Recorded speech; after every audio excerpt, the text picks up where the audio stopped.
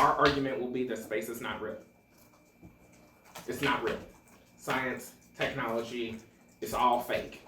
It's a projection of white fantasies that has worked to control our interpretation of how the world works. None of us have had the privilege of going to fucking space to verify that there's these stars and these galaxies and these planets and things like that.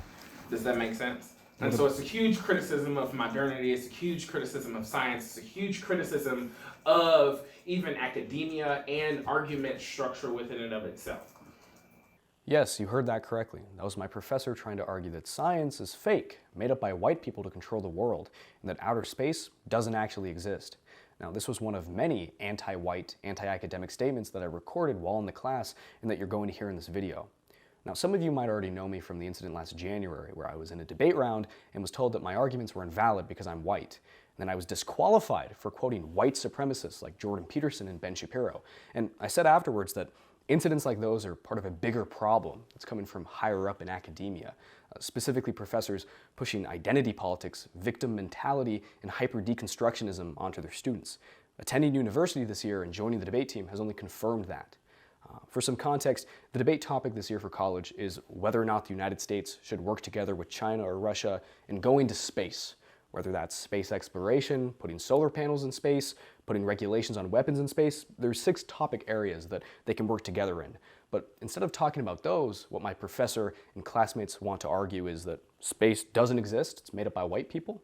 We should get rid of all white people because they're inherently racist, colonialistic, and capitalistic, and just round them all up against their will, put them in a rocket ship, and just send them away.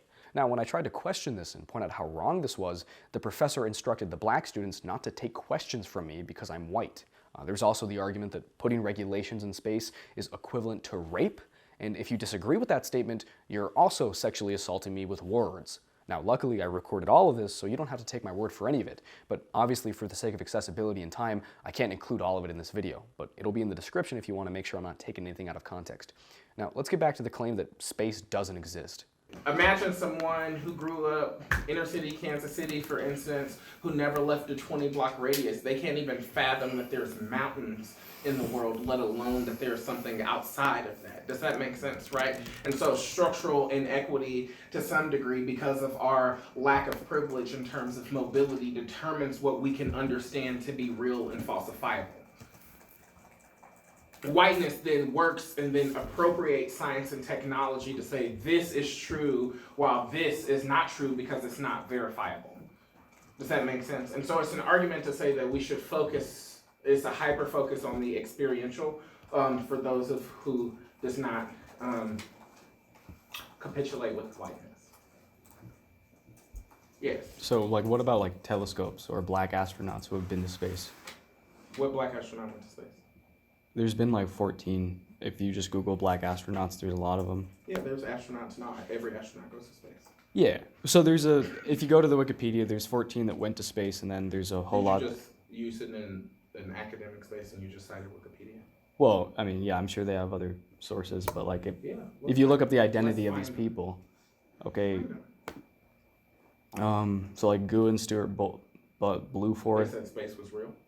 Well, he went to space. Did he say it was real? I'm sure I could find an interview of him talking about his experience. I don't know where he went if it didn't exist. Good, then that means we have competing perspectives about truth, which means you should vote negative on presumption because... Because why? You can't verify anything. But he can verify it because he went there. Okay, I can verify that it's not real because I haven't. So you can verify negative on presumption. You can verify that space isn't real because you haven't been there. Yeah, there's no evidence that it exists. My life is evidence of the fact that space does not exist. So the only type of evidence that's accessible to you is your direct experience? Absolutely. Do you experience other people? Why are you laughing? Do you experience other people's accounts of their experience? No. So if a black guy... I just experienced them accounting their accounts, but that doesn't mean I shouldn't reserve a healthy amount of skepticism. I mean, they could be lying, yeah. Oh, so you're saying that I'm lying too? No, Or are you saying Wikipedia's lying? No, I'm saying he could be lying. Astronauts like the black astronauts could be lying, that's true. Correct. Yeah. Awesome. Yeah, but And just because they're black doesn't mean that they don't participate in whiteness. what do you mean? Okay, we can have more reading about this, but whiteness is not a racial concept that is about the epidermal. It's more so about a particular set of ideologies that works to securitize life for white people, and black people are definitely participants in that. I'm not denying that black people Okay. engage. I'm saying the claim that space does not exist because you haven't seen it. Correct. Like that's like saying like Paris doesn't exist because I've never been there. Correct. Okay. So I can't use other people's experiences as proof that it probably does exist? And that's what we call colonialism. What? Because you are using other people's experience. I don't even know what that verbiage means. What does it mean to like trust? What does it mean to extract someone's experience and use it for justification for your own political Okay, well it's like, how do I know that slavery happened if I didn't see it, right? Because we have history. Can I just say slavery never happened? It's called post-traumatic slave disorder. Yeah. Well, I've never experienced that, so Awesome. It doesn't exist then? You can say that it didn't. I mean, a lot of your people say that it didn't. So right. Yeah, it's not anything anything like, new. It's not anything contrary. Yeah. My argument is that black people should have an inroad into that experiential because white people's experience determines the rest of the world. That's just the uniqueness argument. Yeah, but it's not just white people. There's black people who have experiences going to space. There's like Correct. Neil deGrasse Tyson who Whiteness talks as about a structure definitely rules the world. That's our uniqueness argument. The AF would blacken our understanding of that by reserving the option that those things are unreal and are used as myths to securitize other people. So are they like being hypnotized, like the black people? Are they like being brainwashed by whiteness to think they're in space? Or I guess I'm just not understanding. Everybody's brainwashed by whiteness? I'm just not really understanding like how whiteness relates to the existence of space. I mean, I don't think you've done much reading about whiteness. I guess I don't, understand exactly. Yeah, that's why we'll do some reading in regard to it. Okay. Sweet. Any other questions? Okay, there's a lot to unpack there. First is the backwards reasoning that the professor engages in when he talks about presumption, specifically the idea that lack of evidence for space is evidence that space does not exist. That's like saying that lack of proof for God is proof that God does not exist. It's not. It's just lack of proof for God. God could still exist. In the same way that lack of proof for guilt doesn't mean that the person is innocent. They could still be guilty. It's just that we assume innocence because we don't have evidence to conclude otherwise. But in this case, there is evidence. There are black astronauts. There are astronomers like Neil deGrasse Tyson who study it.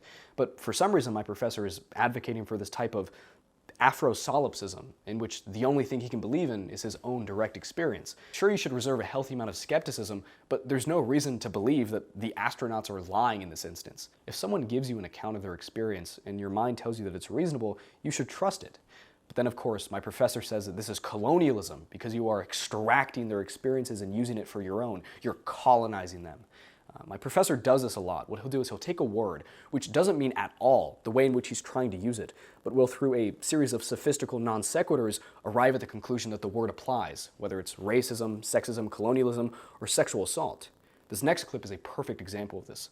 I'm interested in this. If any of you all are interested in this, I want to hear your AF ideas before I get to talking about my AF ideas. But space, as included in the topic, really... I think the topic areas help to understand what the topic meant when it said national space policy. But I think space is something that is not just specific to outside our stratosphere, but also kind of how we address people interpersonally, the difference between public and intimate forms of speech, et cetera, et cetera. What I'm getting at is arguments in regard to consent, and about whether or not one can encroach upon the body. For instance, how can you have the United States federal government cooperate with another entity for space policy? Should anyone be able to cooperate or have influence on your space, for instance? And so it could be argued that the topic is really rapey if we understand space differently, because it will require external influence on how you move throughout space. Because space is not just this thing outside of our stratosphere, but it's rather something that we all occupy. Couldn't you argue that the terms in the topic, like space-based, deep space, like these are terms, and because the topic uses those specific terms? All of those things can be interpreted differently. Arms control of space weapons. Why isn't that like Title IX? Yeah, I mean, that one you could, but like the other one, like deep space exploration or space-based Deep space exploration. Yeah. Joint human space flight. So, excuse my French, but now we're talking about like gangbangs.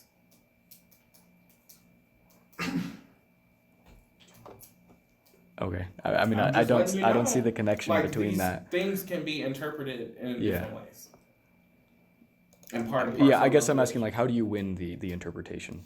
I mean, you could just have a debate with them about competing interpretations. Okay. Definitional basis. But just that is not going to beat their argument, because they're going to say that your reliance on definitional interpretations of space that excludes their experiential perspective is the thing that allows for deep space exploration on their bodies. Okay. So you being like, if they're women debaters and they're like, this is what space means, and you're like, no, actually space means this way.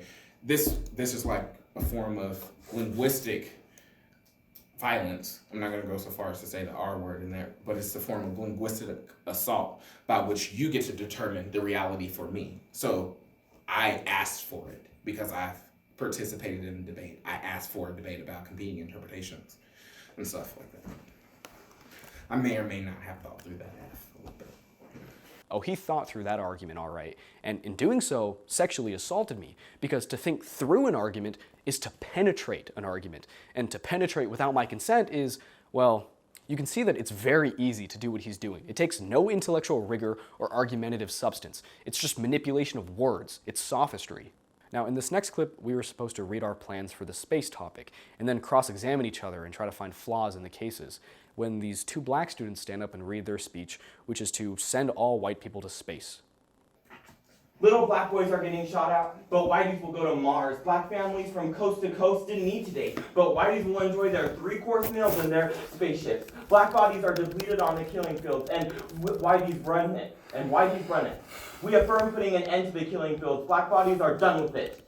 Thus, all whiteys should be sent on a one-way trip to continue their deep space exploration and find a new home. Black bodies will keep Earth. This is our way of destroying the killing fields that whiteness has ruled upon. If there are no whiteys on Earth, there is no killing field. All we have done is imagine what a better life looks like, and that life is one without the whiteys ruling over black bodies, and that life, a better life exists where black bodies will flourish on Earth. The creators of capital will be MIA, meaning black people can live for and provide structures for their communities without working in white-centered institutions. While whites explore deep space that is based on definitions of capital and of whiteness, we will be able to explore and have control over our spaces, something that is taken away from us on the killing fields. And whiteys, don't worry about your return flight, because we book you a one-way ticket, and while on your voyage into deep space, you won't have to worry about us, because we gonna be all right. Black bones and black britches, not brittle but stiffened. Removed are the cancers that bore caverns in calcium. Our macrophages merged with the cells of our bones to build stronger and create a space reminiscent of a new home. Make a wish on a star, not a star but a ship, carrying away all the whiteness. I told you it could fit.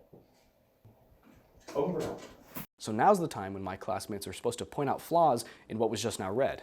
What do you think they say? Do they point out how racist and terrible this plan is? No.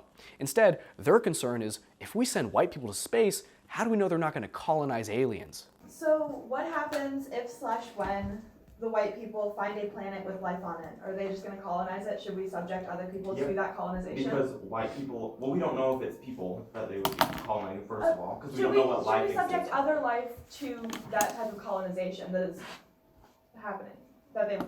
White people would colonize another planet. Okay, but black people shouldn't be subject to it either, so I'm going to say they can live. Now here are the questions that I ask. What's a killing field?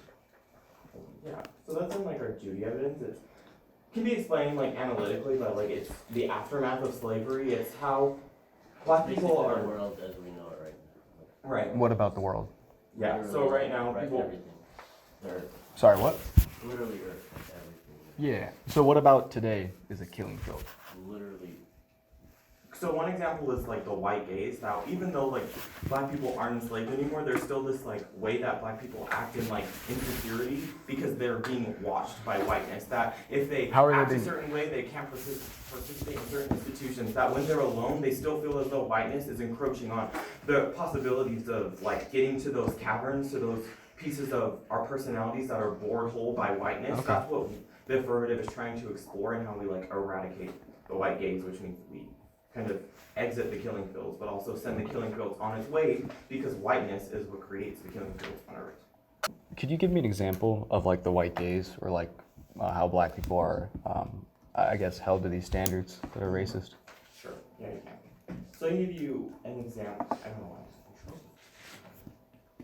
So for example, if you're going to an interview, like if I was going to an interview, I'd be worried that I need to look white, even though nobody's like telling me I need to. But I still do, because there's this project of whiteness that is against me, and to succeed, I have to conform to it. So, which is I guess I'm confused by that answer. Just another easy example is just driving down the street, looking in your rearview mirror, even though you've done nothing wrong, and the police is behind you, and just like freaking out, even though we've literally done nothing. So I guess I'm confused by the answer, because in the beginning of your answer you said no one's actually thinking that. It's just in your head. You are afraid. Right, because whiteness has developed these type of plaques in the personality and the psyche of black people that has created a type of psychological violence that is like the main impact of any debate that I could have in my life, because it is the one like factor that disadvantages me every day.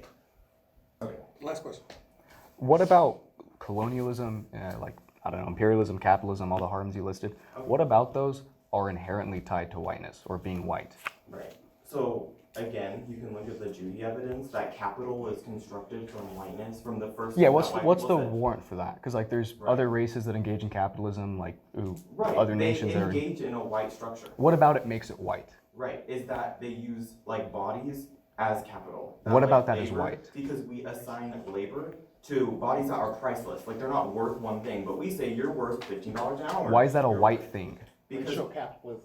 Why is capitalism white? Racial capitalism. racial capitalism. What is that? That means that whiteness has prescribed a value to black bodies, even though they are priceless. What's the warrant for that? That there's this indiscriminate type of group text violence that white people said, oh, black people are less than us. That group text violence cannot be explained, and that is what created Right. whiteness. Do all white people do that? Yes. Well, they all. All white people They say that all- I'm worth more than black people? They Yes. all function. They are. So even if you say that you don't That was function, a closed question. Yes. Closed answer. yes, Okay, what about a white person who doesn't think that way? then They you don't exist benefit. based on They the don't previous exist? question. Yeah, it Okay. doesn't exist, and you It's would fine. benefit. Okay, so what about me? I'm white. I don't think I'm better than someone on the merit of my race. Right. Do But I you not benefit, exist? You benefit from the ideology of other white people, and you have the privilege. Like even if you say you don't exercise it, you have the type of white privilege that allows you Is to it my interact with turn yet? structures. Awesome, great, because I would like to give us some suggestions that will resolve most of this thing. Now, my professor goes on to tell them that the biggest flaw in their case is issues of practicality, which is how are we going to get white people to space? That's the issue. Not the fact that we're getting rid of all white people, but how are we going to do it? And he also suggests that they shouldn't answer questions from white students. Yeah, the one AC is lit, for the most part. We gotta make some edits. The biggest thing though is that the explanation of this affirmative is going to fall prey to questions about practicality.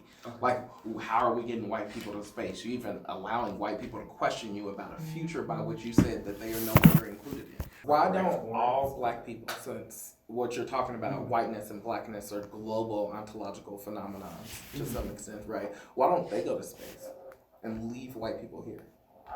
Well, it's just I kind of align with the idea better of that if we help create the world, then we ought to stay here, because what's really corrupting it is whiteness, and that leaves with white people. Right, but isn't our labor here has not been for us. We have been laboring on behalf of other concerns. So while it's been our labor, it's not been our product. So why would we want it? So why would we leave? I don't know. Which also resolves the claim about colonialism, right? Okay. White people should stay, they shouldn't go nowhere because they will start to become settlers, quite literally. And we understand that produces neocolonialism. Why wouldn't we then go? I think the biggest question was just that like what I was trying to outline is that there is evidence that like people are planning to leave, and so it's like they already have the tools to leave, so we should just let them. And so the affirmative would stop them from leaving, and we would go. We would leave. Yeah. Okay. I just think it makes sense the other way around. I don't know then. I understand your argument about like we purchase the world, therefore it's ours. Right. But you also don't want to give them colonial. like free reign to do it to someone else, right? Because it's just a. And really, I don't think that we would be planned enough to go to somewhere where that had life, but yeah, I can see that. So Afrofuturism, that's my biggest thing. Afrofuturism as a pedagogy, as performance, as action throughout the debate. The cross-ex got real, what's the affirmative and the plan? And we started as like a plan text to send white people to space, and then now we're answering all these questions about practicality, who would stay, who would go. I don't know why white people get to question you on that subject anyway. How would that play out? Like not letting someone question you because they're white. I mean, I didn't say you couldn't question me. You just might not get the answers you want. Like, I'm not going to answer you, or what do you mean? Like, I don't know why you're asking. What's your intention for asking? Like, if I'm assigned to debate you, I'm supposed to ask you questions. To debate me, right, but you're still also assigned a particular identity, which I'm questioning in regard to your question. So, I can't ask you a question because I'm white. You were asking several questions, and I'm right, answering but you're them saying all. you wouldn't answer them because I'm of my answering identity. them all. You're I've answering my answered question every about your you've question. asked. I've answered every question you asked. Yeah, You are you not have. satisfied. You have not been satisfied. You were with the saying that answers. you were wondering why he answered the question. Sir. I just don't understand how none of you see how incredibly racist the plan is to send an entire group of race to space. Because you're white, go to space. That's incredibly racist. That's the definition. How it goes further than the On epidermis. what basis? No, he didn't. He said if you're white, you go to space. Yeah, just having skin color being, that's by definition racism. How so? Like, I just don't understand. I think that you're like racism. Actually be racist towards white people. And why Because do you go to space? It's Your because skin you color want to be doesn't part of determine the the level of your structure power. that you That's But a it does. no, it doesn't. Yes, it does. There are people who In are society. There are Yeah. certain theories, So academic every theories, single- Mike, that just disagree with you. every single white Including person. Ronald then. Judy, including the field of Afro-pessimism and Black studies So and queer so theory. and so Barack disability Obama studies. didn't have power. Okay. He couldn't do anything. I mean, He didn't but have any also power. had to show his birth certificate when no other president Sure, yeah, had to. everyone faces oppression. Everyone. No, but that particular oppression can be marked by your skin color, which is something you Yeah. could probably not fathom by No. not being black. I'm in a debate space where everyone questions me on my skin color. I can definitely fathom Okay, it. but you're not being questioned on having black skin color. So you can't just discount Not other every people's experiences not in every that black regard. person is questioned on that. There are plenty of people who are not racist, who are white people who do not do that. It's actually a very That small still minority of doesn't mean people. that you don't benefit from a legacy, a history, a structure of racism. Some people do. And what we're talking about here, and what their evidence, their affirmative is about, it's not really about racism, which deals more with the domestic American thing. What they're talking about is anti-blackness and how the world is structured. Yeah. It's an ontological. My problem is with the claim that all white people are inherently anti-black. I'm not anti-black. I have no problem with black people. I mean, I guess your forcefulness in the claim, I'm not anti-black, will come off as anti-black. Okay, that you accuse me of being anti-black, and I say, well, I'm not anti-black. You say, well, that's proof you're anti-black. You don't even think that you can participate in power Well, it's structures just, that what can is be oppressive what's to the other warrant people. for me being anti-black? What do I do to oppress black people? Well, one, I don't think you understand how race operates, not just as a physical epidermal thing, but Right. as a structuring principle for the world. Why black people get paid less, they live in worse conditions. We were not, per Dred Scott in this very country, we were never supposed to even inherit. I understand right? that slavery was a thing, and that some white people did some very bad things. You're now talking about slavery, which is another thing that you can add to the list, which I have Yeah. not spoken about just yet. Well, yeah, there have been plenty of acts of racism. Why Those does things, and you trying to separate them into individual acts is what anti-blackness seeks to do. Which another- is draw the connection of all of Yeah. those minor instances to show Yeah, that there's I'm a saying- system in the world that works against black people. right? Why am What's the issue? if one person, one white person, says something racist to a black person, why am I guilty of that? Why do you treat me as if I did that? What does that have to do with your complaint about the affirmative? Well, because he's saying that all white people are inherently colonialistic and racist, and so they need Yes, to they all go. benefit from that, absolutely. Okay, can you give me an example of that? Like, Yes, I don't understand I why. gave you several examples: housing, health. So every single white person, quality of life. every Yes, single white person yes. has more power than every single black person. You're saying words like power. I'm talking about resources and distribution. Okay, so and every stuff like black that. person has less resources than every white person? What about the poor white people in South Africa who are having their property taken away? Or what about white trash people? I don't want to use that language, but What like, are you talking about? South Africa. like I don't in know different how you highlight countries. South Africa and then don't talk about Cameroon. What I'm saying, What- what do you mean? right. What do you mean? You want to highlight poor Yeah. black people, poor Yeah, white people. everyone's in oppressed. South There are Africa, poor right? black And people that and there's proves poor white my people. point and Yeah. their point about how race is something that has been globalized because now there is race associated with people from South Africa. What do you mean Do about you that? understand what I'm saying? No. That you have separated their cultural heritage from them because of their race. How am I separating cultural heritage? I'm not about to keep answering these questions. Do you have a question about the F? Do you have a suggestion? It's not your F.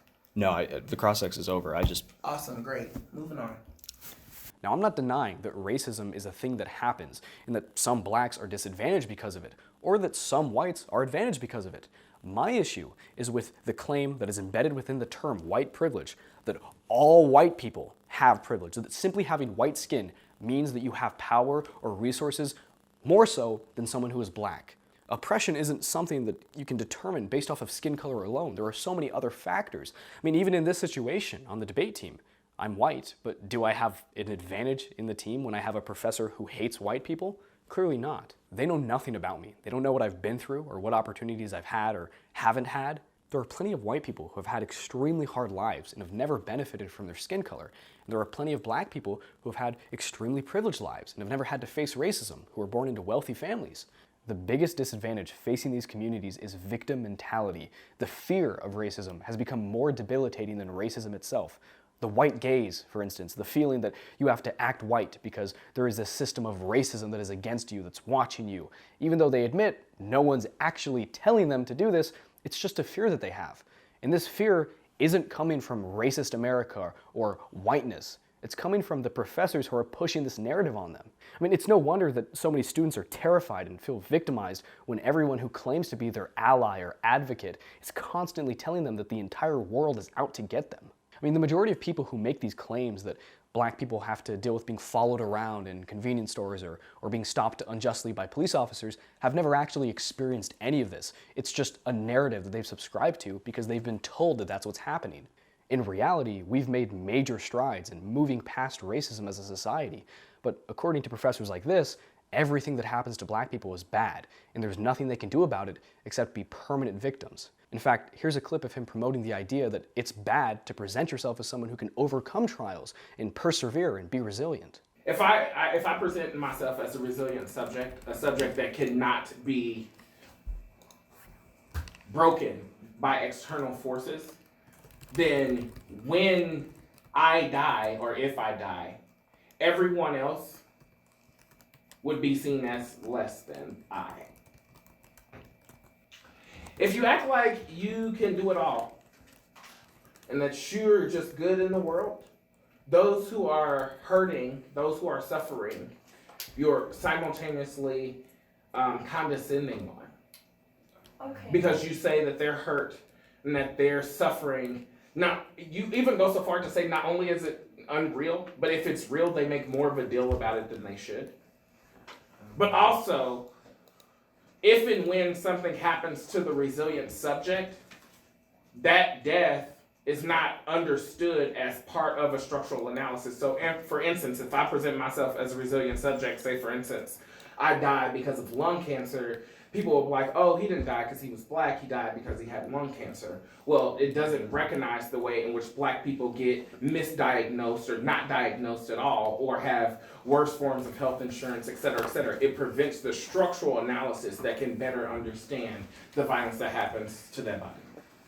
When I later brought up the philosophy of Stoicism, which is the idea that you should be the best you that you can be in every situation, regardless of circumstance, because you can't control your circumstance, the professor told me that I was only able to do this because I'm white and haven't been raped. I think that Stoicism's a good philosophy independent of like my problems with identity politics. Like, it's not just like race and stuff. It's like anything, you know? It can be a good theory until it's applied in context, which is why I've been talking about examples. That's why I like it, because I apply it. Like, when I'm upset, I just think about it, and then I'm not upset anymore. Like, I guess I'd have to, You like... been raped? You black? You I've been mental through, disabilities? like, you know, I've been through trials. Everyone's been through trials, you know. I've been through trials that would make me upset, and I can use stoicism to not be upset about it, you know. It's like, I don't think it has to be an oppression Olympics, you know, like, or we could even talk about the main Stoic figure, one of the main, Epictetus. He was a slave. More white people? Well, he was white, but he was a slave. I don't think his skin color changed the fact that he was his master, like, broke his leg. To have the mental capacity of our white No, I completely understand. We should have. Sorry that my people are. Why does it matter that he was white? He had a terrible circumstance. Okay. Yeah. So, like, he was a slave. His master broke in his leg just for torture, and he still, you know, wrote tons of dialogues. I should aspire to that. I should aspire to his slavehood. No, not the slavehood, but the way he reacted to it. I understand. No, they could take everything from him except for the way he somebody who's reacted. been in the game for 10 years, that's not going to get voted on. It's just not going to get voted on the way that you've explained it like that. Now, the most likely excuse that the professor will use for doing this is that it's a debate team, and so he's just teaching debate.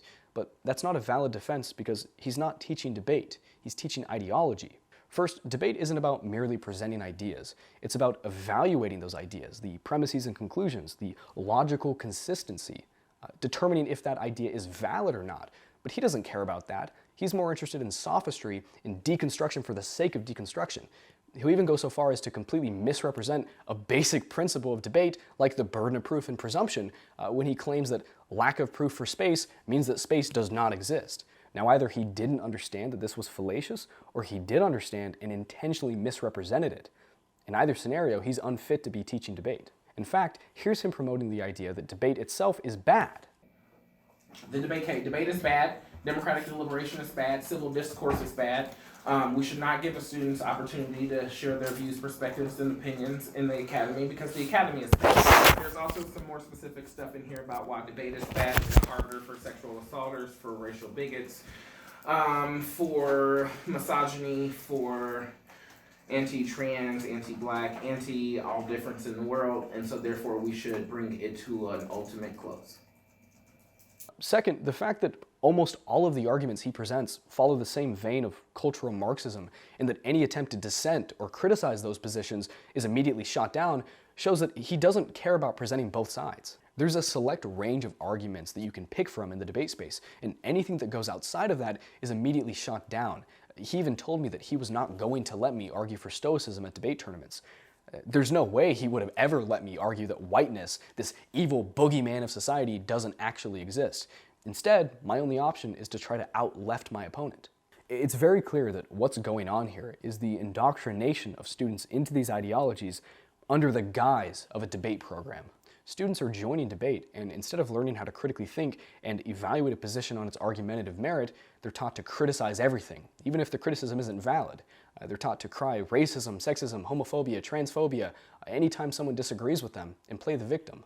Not only should he not be teaching debate, but he shouldn't be teaching, period. He gets extremely angry and vulgar anytime anyone disagrees with him. In the next clip, for example, when he's cross-examining me on my case for the space topic, which was just that we need to colonize Mars so that humanity has a backup plan in case something happens to Earth, when he's cross-examining me on that, he just yells and swears at me anytime I clarify my position. And the card does not assume the world, which it's not just American policy, it's American policy backed by cooperation with another country. Does that make sense? Yeah. That's what the solvency I think the principle of the card would apply to our plan as well, because if they're afraid of the United States getting better, I think they'd also be afraid of the United States and Russia. That's a big leap. I don't think that's a big leap. You know what? But it says global dominance. Okay. Okay. Any other questions that I can answer and not you? What? Any other questions that I can answer and not you? Because you seem to have them all. Well, you're asking me questions. I wasn't. I was giving you a piece of advice and you disagreed with it. So, Okay. You got it. I can't coach you, so. Uncoachable debaters will not travel. Promise you that. I don't know what I'm doing to be uncoachable. I just gave you a piece of advice and told you it wasn't going to work, and you was like, I disagree. I was trying to explain the card more. And I'm telling you that the card is ass compared to what your AF is supposed to be. It's not a card for your AF. Okay. What more do I need to say on that? The card does not say anything about cooperation with Russia. Does it? No. Right. So who gives a fuck about China? Well, we were trying to get access to China solvency as well. You're not getting access to it. You're just you're reading a piece of evidence that said China will be more pissed off. Mm-hmm. How's that access? Because then they're going to try and compete with us.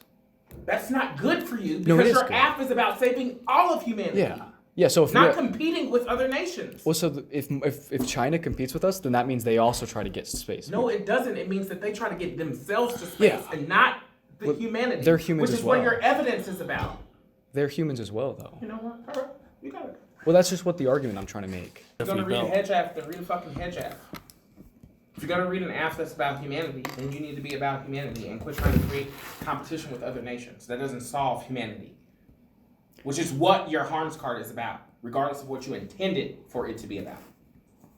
If you read the evidence and not your powered ass tags, that's what it says. That everybody's on Earth gonna fucking die from extinction. Not that we need to diversify ourselves. Well, no, We it's have to get off the fucking planet, is what the evidence suggests. yeah, it says in that card that we need to be. Right, that yeah. means not just diversify. Your argument was that we don't leave the Earth, which does not solve your evidence. Interplanetary implies that we're on multiple planets, not Right, but leaving not the U.S. because of the violence that's going to happen to the U.S. Asteroids, global warming. Nobody's going to be able to live here. Nobody. Right? Do you want my answer? Because I don't want you to get angry at me because I'm disagreeing with you. Okay. I don't, actually. Okay. Now, I've since quit the team and dropped the class because the professor told me that if I didn't change my arguments, he wasn't going to let me compete. And at that point, it's not worth my time. The final, last two lines kind of show that they're not saying it's going to happen, but these are looming threats that mean we should just have a backup plan. One planet could be struck by a disaster, the others would remain. So it's not necessarily saying this is going to happen. The affirmative's trying to argue that it might happen, and that warrants diversification. In the next two cards, Something might happen. yeah. It's not going to serve you all well on an impact level. I think we actually argue that really well with the Sandberg and Bostrom card.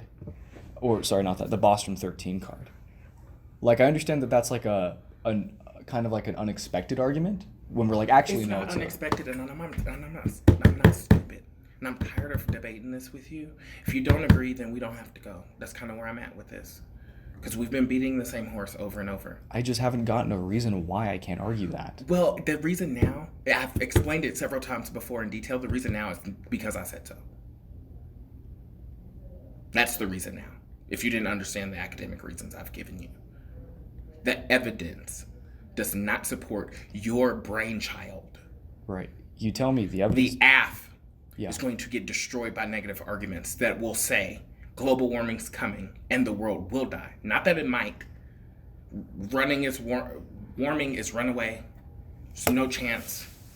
Interplanetary diversification does not resolve the ethical violation of killing people on Earth. The counterplan would get everybody to space. Not leave some. Why can't the affirmative do that, though? We don't necessarily say we're leaving anyone here. We theoretically That was could just your go. rationale with this last piece of this last two lines. The importance of mankind becoming an interplanetary species. One planet could be struck by disasters, the other would remain, which means that mankind could survive. Yeah. They will say that that's unethical. Well, if it was predictable, obviously we'd get people off the Earth. That's more like if just randomly an asteroid hit us and we couldn't predict. Obviously, if we knew that global warming is going to kill us, This app cannot be built off probability. Because the probability you should be arguing is absolutely certain because these things are happening. the Bostrom card's about 1%. A mere 1/1,000,000th of 1% is at least 100 times the value of 1,000,000 human lives. Right, but it gives the link. The loss resulting from an existential catastrophe is so enormous that the objective of reducing existential risk will be dominant consideration whenever we act. Yeah, no matter how small the risk is. Existential, yeah. Yeah, and so we're saying the risk is extremely small, but it's still enough to warrant an affirmative. We're just making an existential argument that if we don't resolve extinction, there's no purpose in doing anything else. There's no extinction if we're living on both planets, because it could happen. Yeah, that's the goal. We don't want extinction. We want to be on both planets. That's not what your evidence is supporting. I'm not gonna keep going back and forth through this because I'm tired of arguing with you because I've debated. I have championships. I understand that. And so you either will respect my suggestions or we just can call it quits. And I'm super tired of it, dude. Super tired of it. Like, so fatigued about it. You tell me, here's what's wrong with your case. And I say, well, here's why I disagree. And you say, I'm the coach. And you get angry. No, I'm just saying, you can believe whichever you want to believe. I'm not here to change your opinions. But the things to get clearance from me requires me agreeing with your arguments to some degree. That it's logical. And what you're saying right now is not logical. It's not. I'm arguing why it's logical. Fine. Okay, cool. Could I give you an analogy I think might help you understand? It's not going to help me understand. You haven't heard it. Yeah, I'm not trying to understand more. I got this F down pretty great. Well, I don't think you do, though, because the Sweet. Okay. What do you want me to do? Well, I'm just trying to help you coach understand. me. Now I I understand coach you. that. Yeah. So quit trying Does to that mean I coach have me. to just listen to anything you say? You might want to take heed to that. You don't have to. You don't have to. But there's consequences for you not doing so. I mean, and I get everybody. If I get everybody, What DA? Any of them. Could you just give me an example? How do you expect me to listen? Are you going to change the app or not? How do you expect me to listen? listen? Do you want to change the app or? Obviously, I don't want to. Well, then we're gonna call it quits. Then we've been having the same fucking debate for a week, and I'm tired of debating you. Okay. You're a child, as far as I'm concerned. I don't need to debate you. It's like if you. I'm not doing it. Well, I'm just saying. I'm not doing it. Can you Do send what the you next want. people in here? I'm please? letting you know I that need the next people in here. What do you need to let me know? I'm letting you know that if I'm going to be going to these tournaments and putting in all this effort, I don't think it's fair for me to just not be able to argue what I want to argue and not You don't have get to a argue reason. everything you want to argue because you can sign up on your own accord. Now, I reported all of this to the department that this professor teaches in and was essentially told that they can't do anything, that they were going to try to talk to the dean, but it's been over a month and I still haven't heard back from them. They instead directed me to the affirmative action program at our university, and those meetings have been equally unpromising, if you can imagine. They've been maintaining the position that this professor has the right to teach whatever he wants to teach in this class, and that the only thing they think I might have a case with is when he told the other students not to answer questions from me because I'm white. But there's so much more that's going on here that shouldn't be. This professor should not be teaching, let alone teaching debate.